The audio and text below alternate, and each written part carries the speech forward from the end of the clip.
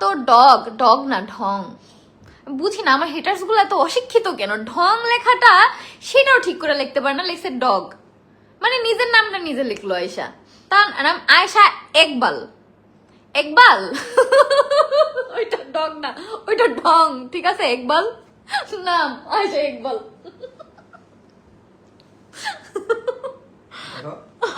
আপু কেমন আছো? আলহামদুলিল্লাহ। আজকে আমার সাথে পাঙ্গা নিতে আইসো না, এমন রিপ্লাই দিব তুমি লজ্জায় পড়ে যাবা। উড়ন্ত, হ্যাঁ হ্যাঁ ওইটাই ওইটাই, ওই নামের অর্থ ওইটাই। মাইয়ারা ঢং করতেই দুনিয়াতে আসে, অবশ্যই সেটা তো বুঝবে না। ওরা তো ওই যে বুড়া বুড়া সাজ্জা থাকবে, এরপরে ওর জামাইরা যায় পরকিয়া করবে ঢঙ্গি মাইয়াগোর সাথে, বুঝো নাই? আর আমার জামাই যে আমি ঢং দিয়ে আটকে রাখি, এটা পছন্দ হয় না। অবশ্যই নিজের জামাইরই তো আটকে রাখবো। ভাইয়া কই আপু? ভাইয়া এই যে, এই যে ভাইয়া, একটু মাথাটা কল্লাটা দেখা ওইদিকে, দেখছো? ভাইয়া সবসময় আমার কাছেই থাকে, বুঝছো? বাট আগে উল্টা ছিল, কারণ আমি তো তখন বুঝি নাই যে ওর মধ্যে ব্ল্যাক ম্যাজিকের এমন কিছু চলতেছে বা ওর মধ্যে নাই, সেটা তো আমি তখন বুঝি নাই, যার জন্য আমি হচ্ছে অনেক বেশি রিঅ্যাক্ট করতাম। মজা মারতো যে তুমি তো তোমার মধ্যে নাই। বাদ দাও তো ওর কথা, বল। সবার কথাই বলছি, সবাই বলে। আমি যে মাত্র একটা গালি দিলাম, এটা এটা জাতীয় গালি, ঠিক আছে? এটা সবার মুখে থাকে আই থিঙ্ক। যাই হোক, আমি আরো অনেক গালি পারি আর কি, অনেক গালি পালি, অনেক গালি পারি অনেক। আমি জানি না কোনোদিন আমার কোনো ভয় যদি এই যে গালি দেই আমি এটি ভাইরাল হয়, তখন আমি ভাইরাল হয়ে যাবো।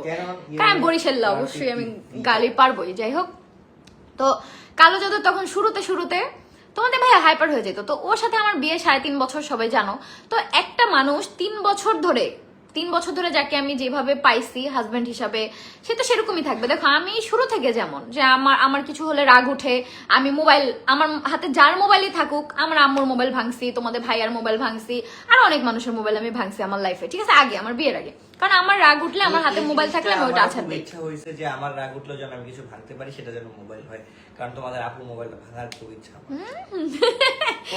এটা কখনো ওই ইচ্ছা থেকে হয় না, ঠিক আছে? এটা ভিতরে চলে আসে ভাঙচুরের বিষয়টা। একদিন তোমাদের ভাইয়ার ফোন কেন ভাঙছিলাম জানো?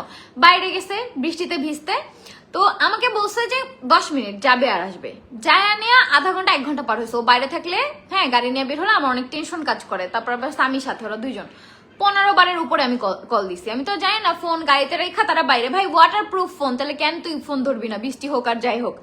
15 বারের উপরে আমি কল দিছি। আমার তখন আর আমি প্রেগনেন্ট, ঠিক আছে? তখন তাহলে বুঝো মুড সুইং কি লেভেলের হয়। বাসায় আসছে, আমি মোবাইলটা এমন আসার দিছি, তাও আমার মন ভরে নাই, পুতা দিয়া ছিচ্চা ওই মোবাইলটা ভাঙছি। কিচ্ছু বলে নাই তোমাদের ভাই। তখন তোমাদের ভাই একদম স্বাভাবিক ছিল। এটা যদি ব্ল্যাক ম্যাজিকের সময় করতাম, আমার মনে হয় পুতা দিয়া শেষ। যাই হোক, তো ওই বাসায় থাকতে তো আমি দেখতেছি সম্পূর্ণ চেঞ্জ। ওরে 3 বছরে আমি এরকম কখনো পাই নাই যে এত রাগ ওর, এত রুড, এত খারাপ বিহেভিয়ার করতেছে সবার সাথে, একদম ওর বাবা মা, তারপর হচ্ছে আমাদের ফ্যামিলি মেম্বার্স, বাসার মধ্যে যারা আছে প্রত্যেকের সাথে। অনেকেই তো এটা ফেস করতে না পারে চলে গেছে, বাট আলটিমেটলি দেখো আমি কোথায় যাব? আমি ওকে ভালোবেসে বিয়ে করছি, সো ওর খারাপ সময় আমার ওর পাশে থাকতে হবে, ভালো সময় আমার ওর পাশে থাকতে হবে। এই জিনিসটা যদি আমার সাথে হইতো, যে ধরো আমি এরকম রাগ করতেছি, মানুষ আমাকে ভুল বুঝে চলে যেত একজন একজন করে, তা আমি তখন কি করতাম? এটা তো কিছু করার থাকে না। তো তোমাদের ভাইকে যদি এখন আমিও ছেড়ে চলে যাই, তো একা একাও কি করবে? আমি এটা কখনোই পারবো না। কিন্তু যখন ও হাইপার হয়ে যায়, আমার অনেক জিদ উঠে, অনেক, যে না এবার আমি ডিভোর্স দিয়ে দিব, আমি চলে যাবো, আমি আমার আম্মুর কাছে চলে যাবো। একবার এমনও হয়েছে, আম্মুর আমি ফোন দিছি, আব্বু আম্মু ভোর 4টার সময় বাসায় আসছে, ঠিক আছে? এই বাসা পাল্টানোর কিছুদিন আগে আসছে আয়শা নিয়ে, তার পরবর্তীতে সুন্দর মতো হচ্ছে গিয়ে ওরে ইচ্ছা মতো ঝাড়ছে, এটা নিয়ে বলছে উল্টা আমারই ঝাড়ছে। মানে বুঝতে পারছে সিচুয়েশন। হ্যাঁ, আম্মু বুঝতে পারছে যে দেখ ও তো অসুস্থ, ঠিক আছে? আহাত তো স্বাভাবিক না। তো তুই যদি এখন এত হাইপার হস, তখন তো আমি অসুস্থ আর ও অসুস্থ, যে এত হাইপার হস, তুই যদি না বুঝোস ওরে চলে যেতে চাস, ঠিক আছে, গেলেই কি সমাধান? তো আমরা আম্মু এটা সুন্দর মতো আমার বুঝাইছে, আমার চান্স দেয় না। আমারে বলছে যে হচ্ছে গিয়ে ওরই দোষ বাবা, হ্যাঁ, আর ও একদম ঠান্ডা হয়ে গেছে, মানে আমার দোষ দিছে। ভাই আমার কোনো দোষ নাই, আমি অসুস্থ একটা মানুষ, শুধু শুধু চিল্লাইছে। তখন ওই দিন আমার কোনো দোষ ছিল না। না, এখন অন্যদিন থাকলেও ওই দিন আমার দোষ ছিল না, বুঝছো?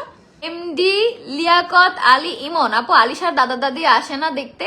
না আপু, আলিশার দাদা দাদি দেখতে আসে না, কলও করে না। আলিশার দাদি মেবি কল করছিল না সেদিন? হ্যাঁ, আলিশার দাদি কল করে। আলিশার দাদার এখন কোনো পাত্তা নাই, হয়তো বা এখন নাতনির জন্য তার মায়া নাই, আবার কখনো মায়া হলে কল দিবে।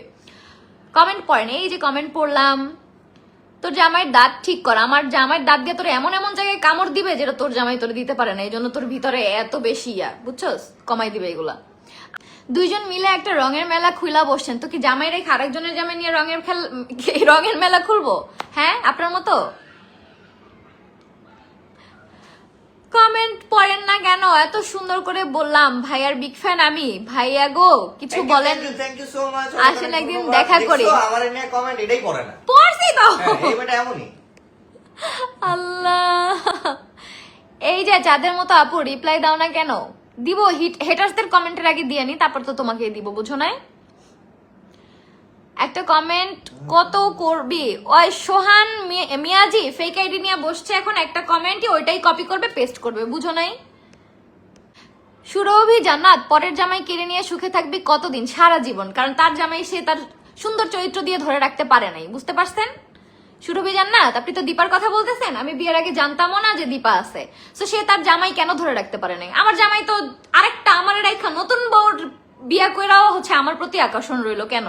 এটা তো হয় না, কোথাও হয়? এখান থেকে তো তোমাদের মাথাটা নষ্ট। না না না, তা মানুষ তো নতুন বিয়ে করলে সেই বউর প্রতি আকর্ষণ থাকে, আমার জামাইয়ের তো উল্টা, সেই পুরান বউর প্রতি আকর্ষণ রইলো, পুরান বউর কাছেই রইলো। এটাই তোমরা সহ্য করতে পারো না, বুঝতে পারছো? তোমরা ভাবছিলা যে তাহলে ওই বউর পক্ষে তোমাদের ভাইয়া চলে যাবে, তাহলে তোমাদের চুলকানিটা মিটতো, কিন্তু তোমাদের এই চুলকানি কোনোদিনও মিটবে না, যেহেতু তোমাদের জামাইরা পারে নাই, সো আমার জামাই আর কি পারবে বলো?